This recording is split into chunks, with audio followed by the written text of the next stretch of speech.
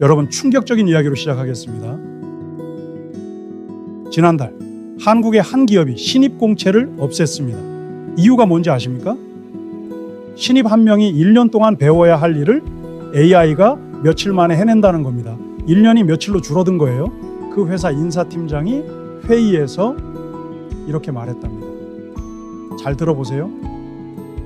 이제 신입을 가르칠 시간이 없습니다. 바로 쓸 수 있는 사람만 뽑겠습니다. 이 한마디 무겁지 않습니까? 가르칠 시간이 없다는 말이 무슨 뜻이겠어요? 회사가 더 이상 사람을 키우지 않겠다는 뜻입니다. 가르치는 사람이 사라지면 배우는 사람도 사라지죠. 배우는 사람이 사라지면 다음 세대도 사라집니다. 결국 그 자리도 AI가 차지하게 돼요. 여러분, 지금 무슨 일이 벌어지고 있는 걸까요? 요즘 신문을 보세요. 매주 AGI라는 말이 나옵니다. 범용 인공지능이라는 뜻이에요. 그 다음은 초지능이고요. 인간보다 빨리 배우고 인간보다 깊이 전략을 짜는 지능입니다. 대부분의 사람이 이렇게 묻습니다. AI가 어디까지 갈까? 자, 한마디 드릴게요. 이 질문은 별로 쓸모가 없습니다. 발전은 어차피 합니다. 멈추지 않아요. 진짜 질문은 따로 있습니다. 그때 인간은 뭘 하고 있을까요? 우리는 어디에 서 있을까요? 이 질문에 답하려면 미래를 한 가지로만 보면 안 됩니다. 미래학자 짐 데이터라는 분이 있어요. 하와이 대학교에서 50년 동안 미래학을 가르친 분입니다. 이분이 미래를 4가지 길로 정리했어요. 첫째는 지속 성장입니다. 둘째는 붕괴고요. 셋째는 규율, 넷째는 변형입니다. 기억하세요? 4가지 길이에요. 어느 하나만 온다는 게 아닙니다. 4가지가 동시에 옵니다. 같은 동네 안에서, 같은 교회 안에서, 같은 가정 안에서 동시에 일어나는 거예요. 자, 첫 번째 길부터 가보겠습니다. 지속 성장이 무슨 뜻이냐고요? AI가 인류의 새로운 엔진이 된다는 뜻입니다. 산업혁명을 떠올려 보세요. 증기기관과 정의는 인간의 근육을 키워주었습니다. 그러면 인공지능은 뭘 키워줄까요? 두뇌입니다. 인간의 두뇌를 키워줘요. 그런데 이게 큰 문제예요.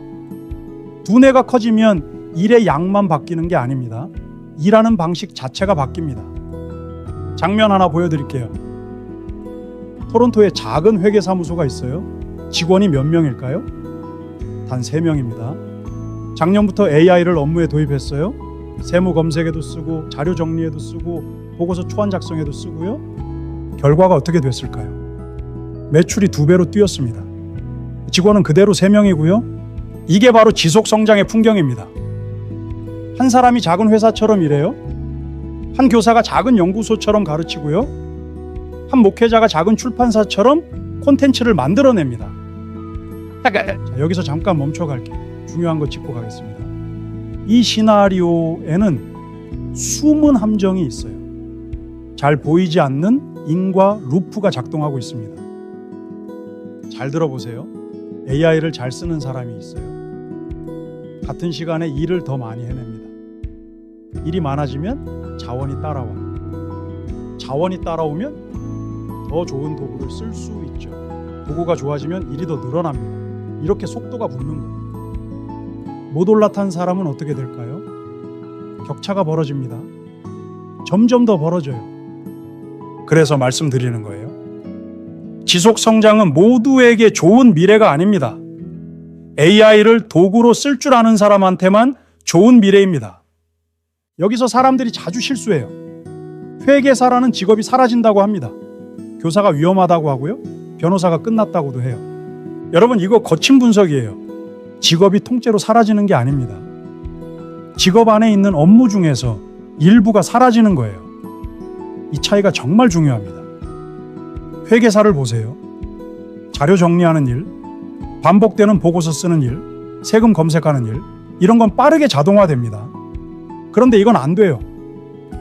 고객의 사정을 듣는 일, 그 사람이 위험을 어디까지 감당할 수 있는지 읽어내는 일, 이번엔 멈추시는 게 낫겠다고 말해주는 일, 이게 회계사의 진짜 가치입니다. 목회자는 어떻습니까? AI가 성경 원어를 분석할 수 있어요. 자료 정리도 해주고요. 좋은 일이죠. 그런데 이건 절대 못합니다. 어제 자녀를 잃은 성도가 오늘 예배당에 앉아 있어요.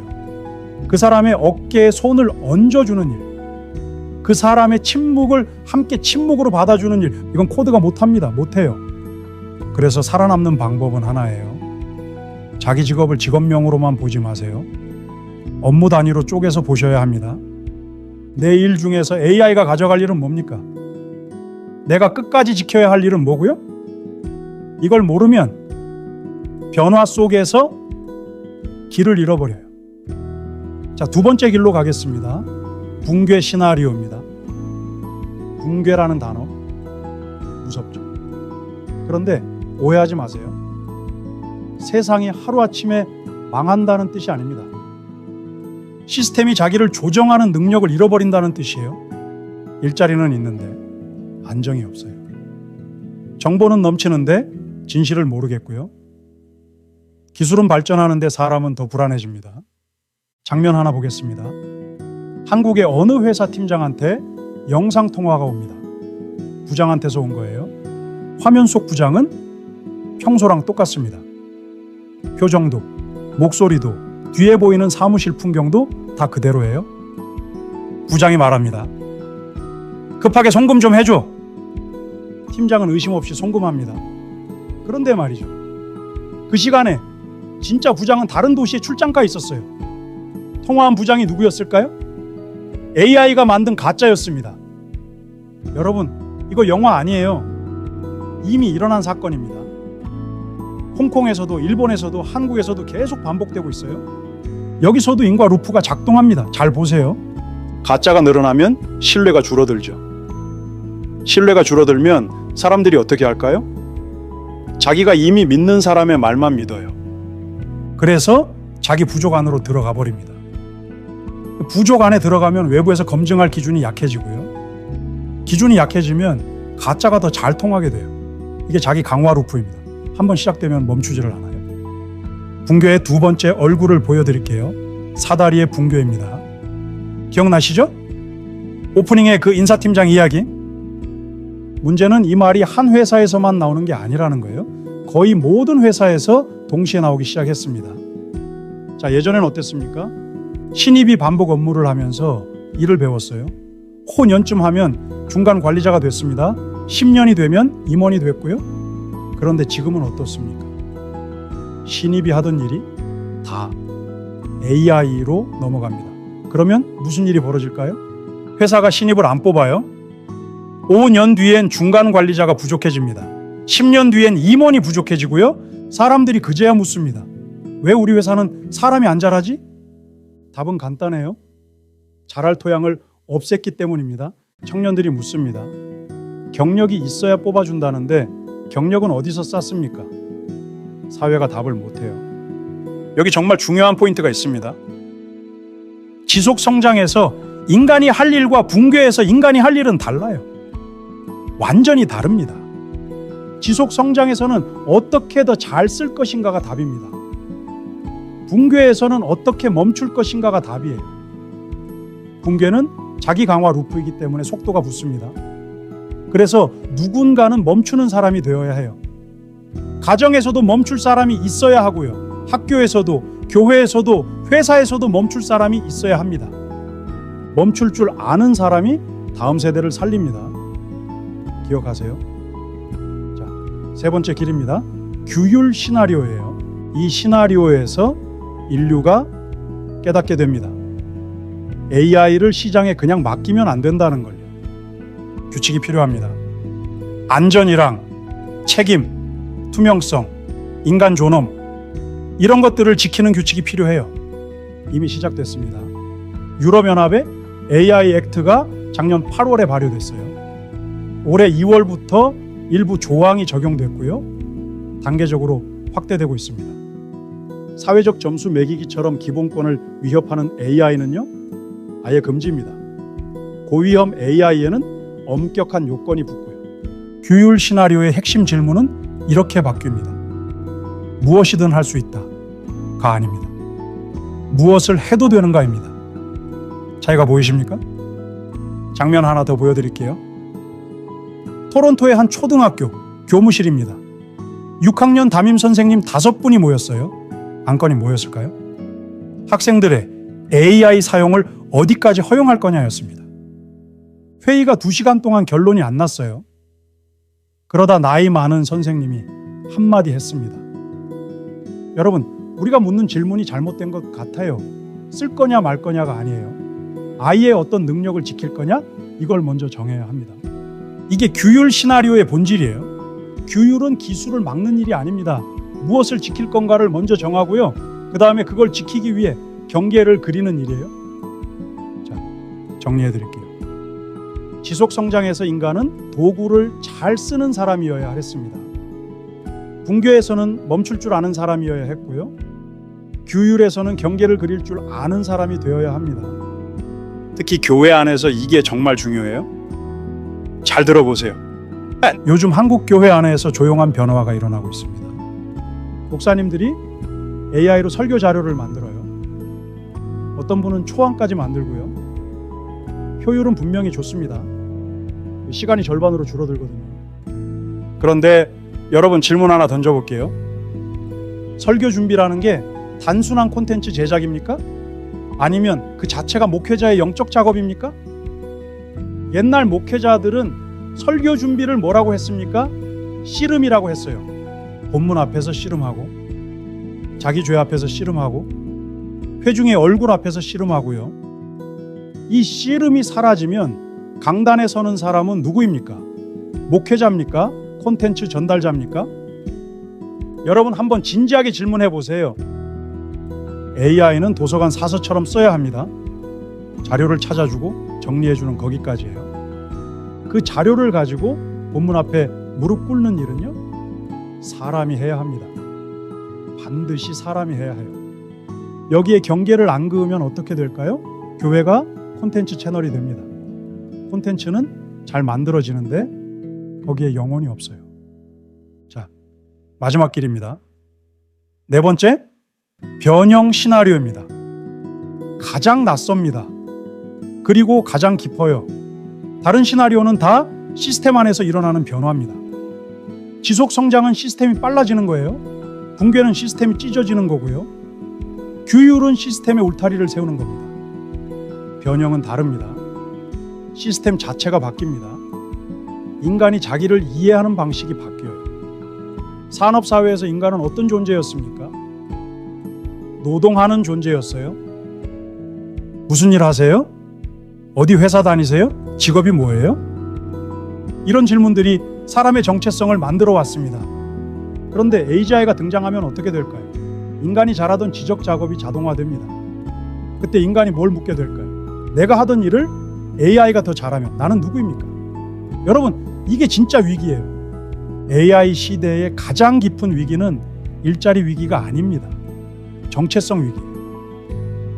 여기서 신학적 질문 하나 정면으로 다뤄보겠습니다. 이거 도망치지 않을게요. 기독교 전통은 인간을 신의 형상으로 봅니다. 어떤 신학자는 이 형상을 인간의 이성에서 찾았어요. 지능에서 찾기도 했고요.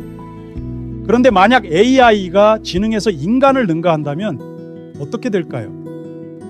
이 전통이 흔들립니다. 저는 한 가지 방향이 가능하다고 봐요. 잘 들어보세요.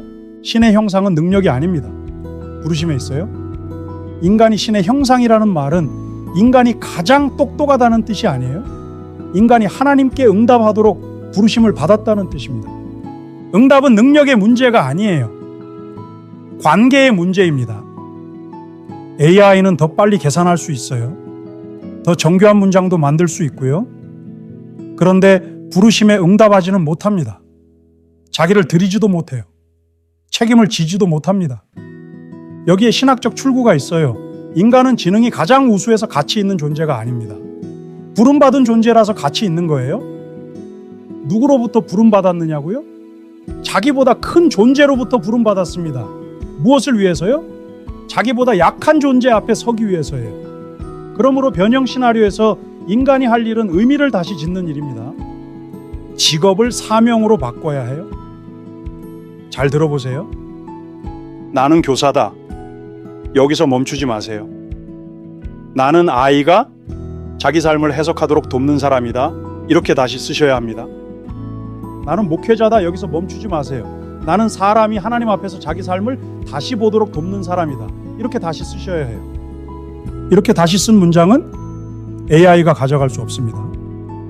결과물이 아니라 부르심이거든요. 자, 정리해 드릴게요. 4가지 미래. 지속 성장에서 인간은 도구를 자기 사고의 확장 장치로 만들어야 합니다. 붕괴에서 인간은 자기 강화 루프를 멈추는 사람이 되어야 해요. 규율에서 인간은 무엇을 지킬지 정하고 경계를 그려야 합니다.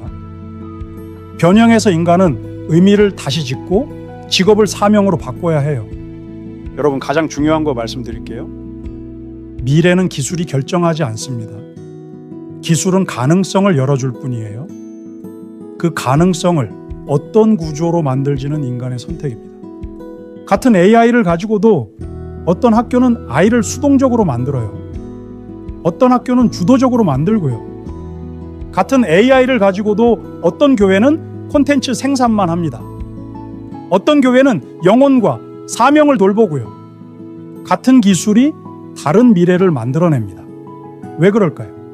기술이 미래를 만드는 게 아니라 인간의 정신 모델이 미래를 만들기 때문입니다. 자, 마무리하겠습니다. 여러분, 인공지능 시대의 미래는 장밋빛 약속도 아니에요. 검은 종말도 아니고요. 거대한 갈림길입니다. 저는 영상 처음에 한 인사팀장의 말로 시작했어요. 기억하시죠? 이제 신입을 가르칠 시간이 없습니다. 바로 쓸 수 있는 사람만 뽑겠습니다. 이 말은 한 회사 이야기가 아닙니다. 한 시대의 이야기예요. 우리가 이 말에 동의하면 어떻게 될까요? 5년 뒤엔 사회 전체가 사람이 안 자라는 사회가 됩니다. 동의하지 않으면 다른 길을 만들 수 있어요. 자동으로 안 됩니다. 누군가는 결정해야 해요. 한 회사의 임원이, 한 학교의 교장이, 한 가정의 부모가, 한 교회의 목회자가, 한 사람이 결정해야 합니다. 여러분, 가장 위험한 사람이 누군지 아십니까? AI를 모르는 사람이 아니에요. 자기 생각 없이 AI를 쓰는 사람입니다. 가장 필요한 사람은 누굴까요? AI보다 똑똑한 사람이 아닙니다. AI를 통해 인간을 더 깊이 이해하는 사람이에요.